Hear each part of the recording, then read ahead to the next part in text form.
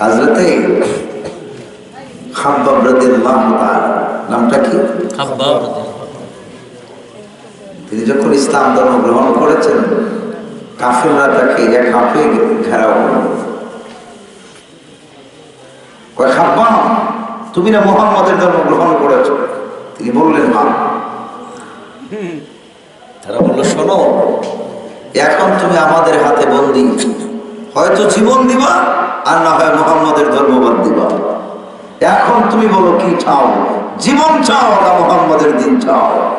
তিনি বলেন, বাঁচতে হলে মুহাম্মদের দিন চাই।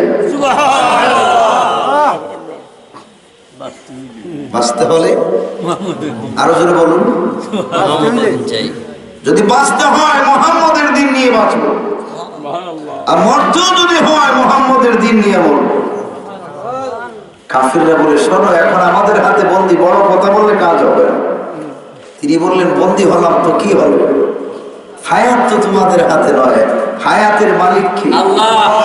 তাবারাকাল্লাযী বিয়াদিহিল মুলক ওয়া হুয়া আলা কুল্লি শাইইন কাদির আল্লাযী খালাকাল মাউতা ওয়াল হায়াতা লিয়াবলুয়াকুম আইয়ুকুম আহসানু আমালা। যখন তিনি বলেছেন, কাফিরদের শরীরে ভূমিকম্প শুরু হয়েছে, তেলে বাগুনে জ্বলা উঠেছে তাদের। আমাদের হাতে বন্দী, এখন বলছে বাঁচলে মুহাম্মদের ধর্ম নিয়ে বাঁচো।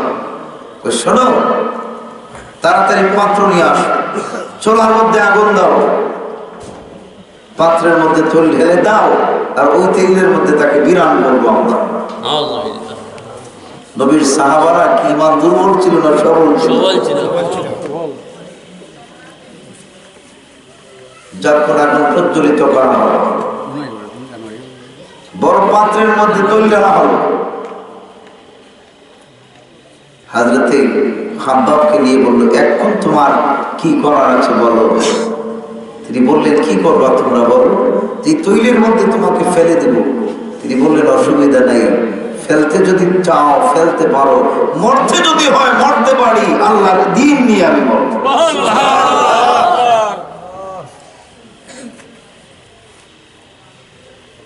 তারা বলল, শোনো, আসলে তুমি বিশ্বাস করতেছ না, আমরা যে তোমাকে আগুনের মধ্যে বিরান করব, মরার আগে তোমার কাছ থেকে আমরা একটুকু আশা করি, বলো তুমি দুনিয়ায় কি চাও। এখন তো তোমাকে আমরা মেরে ফেলবো। আমাদের দেশের সরকার যাদেরকে ফাঁসি দেন, যেই সমস্ত আসামিদেরকে ফাঁসির আগে তাকে জিজ্ঞেস করা হয়, তোমার পরিবার পরিজন কারোর সাথে তোমার দেখা করার কথা হলে বা দেখা করার ইচ্ছা থাকলে বলো, বলে কি না? খাব্বাবকেও বলা হলো, বলো তুমি কি চাও। খাব্বাব, এইবার বলো তুমি কি চাও। খাব্বাব রে, এইবার তোমার জীবনের শেষ। আমাদের কাছে বলো, তোমার মাকে দেখতে চাও না বাবাকে দেখতে চাও, না স্ত্রীকে দেখতে চাও, না সন্তানাদি চাও, এইবার বলো তুমি কি চাও। হযরতে খাব্বাব বলেন, সুযোগ যেহেতু দিয়েছ, আমাকে তোমরা এক্ষুনি আগুনের মধ্যে ফেলে দিবা। আর সুযোগ যেহেতু দিয়েছ, দুনিয়ার কাউকে দেখার ইচ্ছা নাই, যদি তোমরা দেখার সুযোগ দাও, আল্লাহর হাবিব নবী মুহাম্মদকে নিয়ে আসো। রাসূল ছাড়া কাউকে খাব্বাব দেখতে চায় না।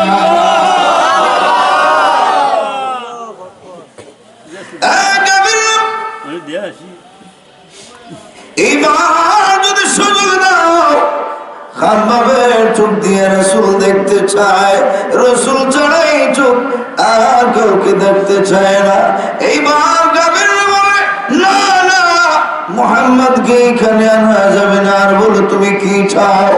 এইবার খাব্বাব কান্নায়, কাফিররা রে, আমার রাসূলকে যদি তোমরা আনতে পারো না, আমি আর কোনো কিছু চাই না। শেষবারের মতো আমার নবী আমাকে শিক্ষা দিয়েছেন, সাল্লু কামা রাআইতুমুনি উসাল্লি।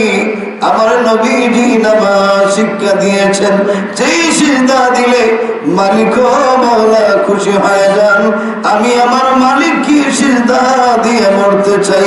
কাফিররা রে, যদি তোমরা পারো তাইলে মরার আগে আমার রবকে সিজদা দিয়ে মরতে চাই, এইটুকু আবদার পূরণ করো।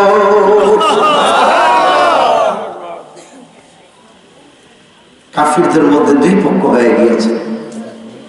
শোনো, যেহেতু মুহাম্মদকে আনা যাবে না, আমরা তো তাকে মেরেই ফেলবো, তাহলে তার একটা আবদার আমরা পূরণ করি। সে যেহেতু নামাজ পড়তে চায়, মুহাম্মদকে আনা হবে না, হয়তো 2 মিনিট আগে আমরা তাকে আগুনের মধ্যে ফেলবো, 2 মিনিট পরে ফেলি, নামাজটা পড়ুক। সুবহানাল্লাহ বলবেন। হযরত হাব্বাবকে সুযোগ দিয়েছে,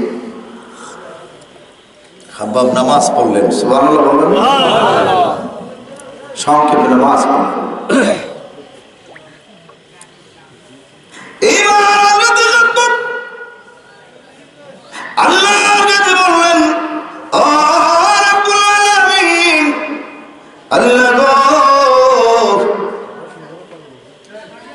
আপনি না বলেছেন ইস্তাইনু বিসসবরি ওয়াস-সালাহ। হে ঈমানদারেরা, তোমরা আমার কাছে 2 জিনিস নিয়ে সাহায্য চাও। 1 নাম্বার হলো ধৈর্য, আর 2 নাম্বার হলো নামাজ। আমি আগুন দেখে ভয় পাই না রব্বুল আলামিন, আমি ধৈর্য ধরলাম, জীবনের মায়া আমার নাই। আল্লাহ গো, ধৈর্য ধরে নামাজ আমি আদায় করলাম, আমি আমার দায়িত্ব আদায় করলাম, আর জীবনের সবকিছু আপনার হাতে আমি অর্পণ করে দিলাম। এবার হযরত খাব্বাবকে কাফিররা এই মুহূর্তে বাইনি আগুনের মধ্যে ফেলবে। হযরত খাব্বাব মুচকি হাসেন। কাফিররা বলে, না না, মুচকি হাসো, এইরকম তো কেউ কোনোদিন করতে পারে না। কান কিসের জন্য তুমি মুচকি হাসো? জীবনের তো মায়া আছে, তোমার যে জীবনের মায়া নাই। ইচ্ছে করে হাসি মুখে কেউ জীবন দিতে পারে না। বলো রে খাব্বাব, এই হাসির মধ্যে কি? খাব্বাব মুচকি হাসেন, বলেন, কাফিররা রে, তোমরা জানো না কিসের জন্য আমি মুচকি হাসি? আমার চোখ যদি তোমাদের চোখের মধ্যে এই মুহূর্তে বসাইতে পারতাম, তাইলে বুঝতে পারতে আমি কিসের জন্য মুচকি হাসতেছি। এইবার কাফিররা বলে, খাব্বাব, এবার বলো কিসের জন্য এমন করেছো? খাব্বাব বলেন, কাফিররা রে, তোমরা রাসূলকে দেখাতে পারো নাই। আমি যে স্বেচ্ছায় আগুনের মধ্যে পড়তেছি, আমার নবী মদিনার থেকে আমাকে বলছেন, খাব্বাব চিন্তা করিস না, আমার জন্য যে খাব্বাব জীবন দিয়েছি, চক্ষু মেলে দেখ, আমি রাসূল তোর কাছে আসি রে খাব্বাব, চিন্তা করিস না রে খাব্বাব, দুনিয়ার আগুনের মধ্যে পড়িস, আমি রাসূল তোর পাশে আছি।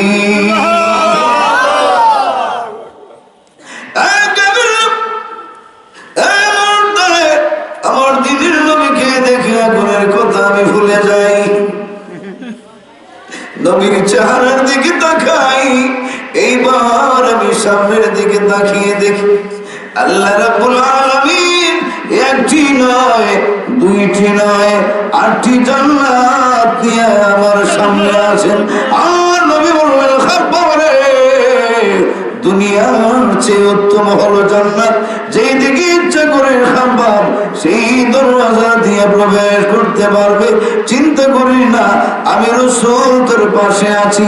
আমি জান্নাতের এই একটু দরওয়াজা দেখি আমি যেন হতভম্ব হয়ে গিয়েছি। আমি দুনিয়ায় থাকতে চাই না, দুনিয়ার থেকে শ্রেষ্ঠ আমি জান্নাতে যেতে চাই। এই জন্য কাফিররা তোমাদের আগুনকে আমি ভয় করি না।